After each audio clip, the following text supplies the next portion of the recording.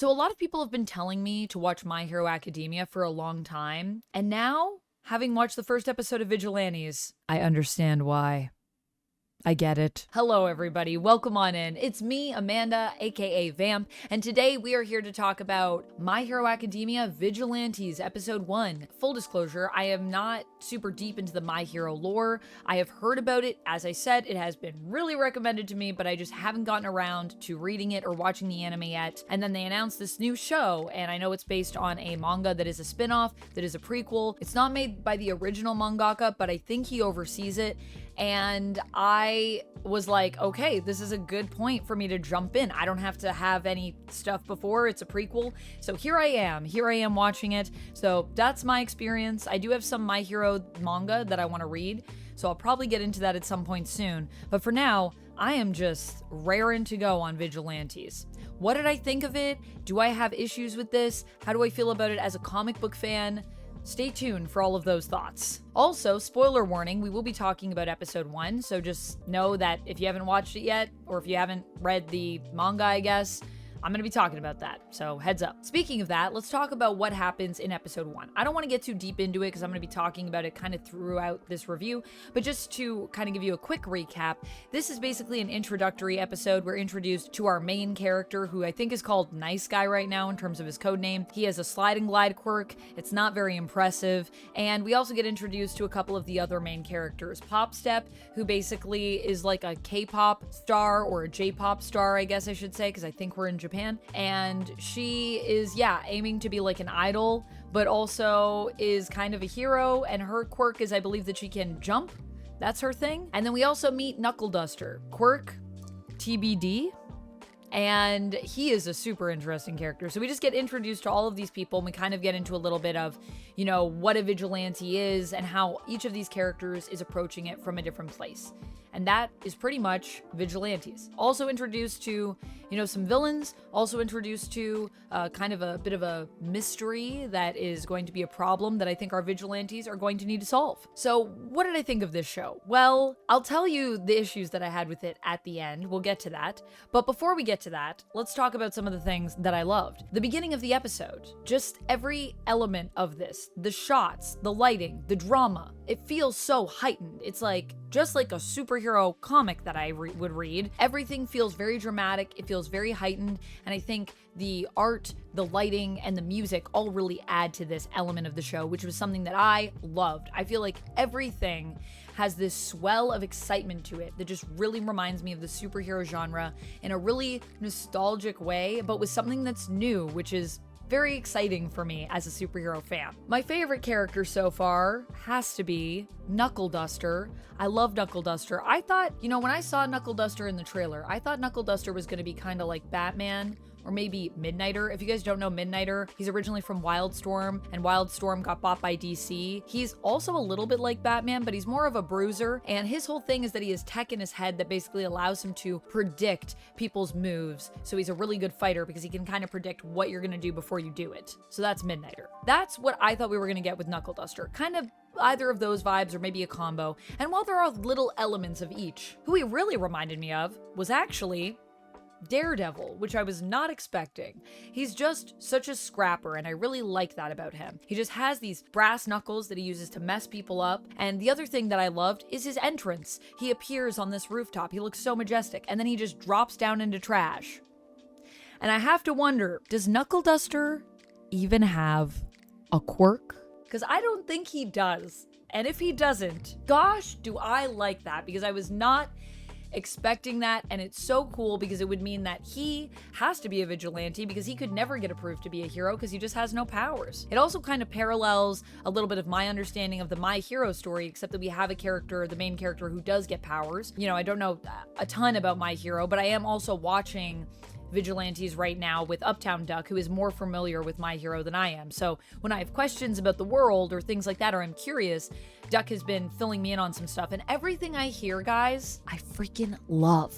So I clearly need to get really into my hero. No surprise there. I just didn't know that this show was gonna be like that. I didn't know it was gonna go so hard, but it goes really hard. One of the things that I really love about it is the fact that we examine this idea of what is a vigilante, what makes a person a vigilante. Obviously, vigilantes are defined as people that operate outside of the law. They're people that are pursuing justice for their own reasons. They aren't sanctioned by anyone, which is, they're not verified heroes, which is why they're not heroes, they're vigilantes in this universe. And the other thing that we kind of explore is this idea of quirks and how there is this hierarchy of quirks, which I know my hero does go into. And I think it's cool because with the quirks that we have here, it's very clear why these characters are not heroes, right? Slide and glide, not a great quirk. Jumping around, not a great quirk. Knuckle duster, like I said, maybe doesn't even have a quirk. So that's why these characters have to operate outside of the rules. And I think that's also really cool because it explores one of my favorite parts of the superhero genre.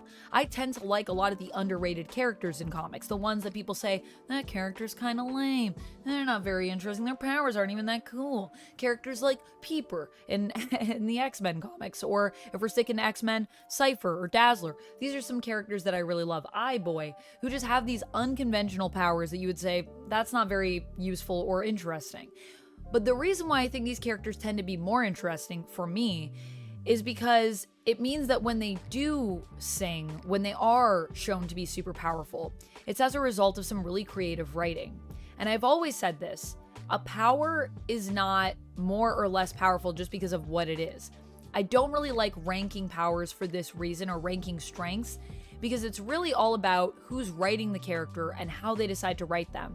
And also, in terms of the lore in the world, it's about that character and how clearly they understand their powers. The more you understand your powers as a superhero or as a vigilante, the more powerful you will be. I strongly believe that. And I think we're going to be on a really cool journey with these characters to see how they train and get to understand who they are and understand their powers. And as they come more into their own, they're going to become powerful. And I think by the end of this, they will actually be legendary figures. And to see them here and to see where we get to is a journey I just can't wait to be on, because these are definitely the type of characters that I would love. Pop Step and, Nice Guy and Knuckle Duster, like what a bunch of weirdos. I love it. But we don't just get into it in regards to these characters in terms of this hierarchy or in terms of the world and why some people are heroes and some people aren't.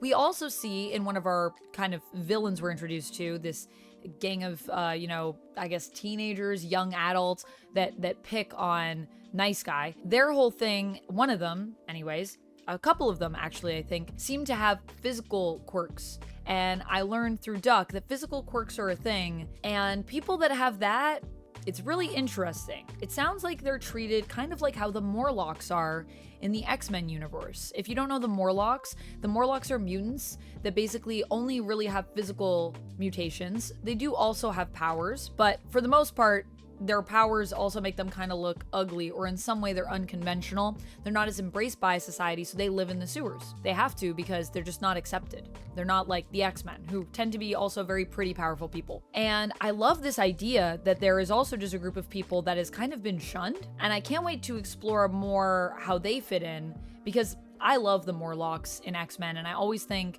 that they're just not utilized enough because they have such a cool story. Like, what is it like to be the outcast of the outcasts? That's pretty intense, you know what I mean? So seeing that exists in this world made me super interested, and I already feel like I love it. I just love overall that this is an underdog story. I'm super here for underdog stories, I'm super here for underrated characters, and all of that sounds good to me. We also end this episode with a pretty exciting moment. We get this showdown between Knuckle Duster and Eraserhead.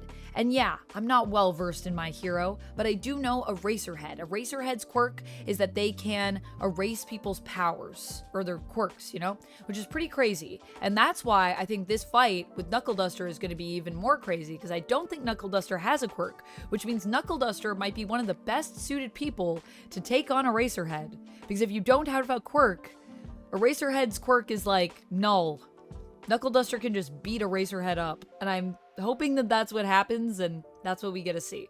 Or, maybe Knuckle Duster does have a quirk, but it's just so underwhelming that it doesn't really get used. Maybe Knuckle Duster just feels like I don't need my quirks to be a vigilante, to be a hero, which would also be a super interesting angle. I don't know where we're going because, like I said, I haven't read the manga. If you have, or if you are like super familiar with all of this and these characters, if you're super into My Hero, just please don't spoil anything for me down in the comments, but I'd love to discuss this with you.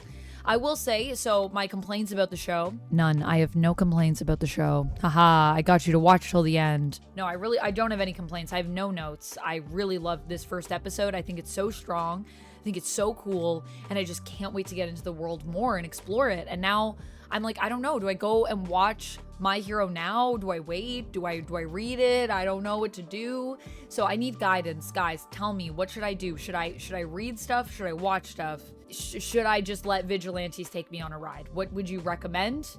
And what do you think will be the best experience for me? And I can't wait to talk more about this. I don't know if I'm going to do every episode review, but if this does really well, I mean, share it with your friends, show it to people, and if we get enough views on it, I would love to talk more about vigilantes because I'm loving it.